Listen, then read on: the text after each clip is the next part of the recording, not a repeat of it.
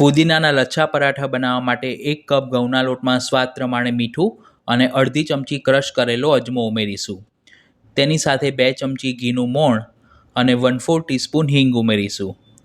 અડધો cup fresh સમારેલા ફુદીનાના પાન ઉમેરી હાથ વડે બધું જ સરખું મિક્સ કરી જરૂર મુજબ પાણી ઉમેરી સોફ્ટ લોટ બાંધી 10 મિનિટ માટે ઢાંકીને મૂકી રાખવો.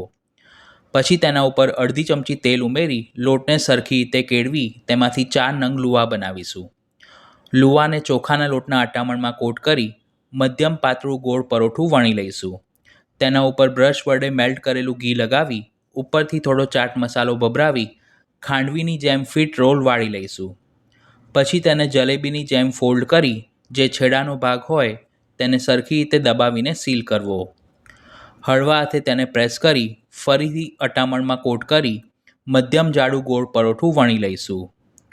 તવી ઉપર જરૂર મુજબ તેલ અથવા તો ઘી મૂકી બંને બાજુ પરાઠાને સરખી રીતે બદામી રંગના અને સાધારણ ક્રિસ્પી થાય તે રીતે શેકી લેવા.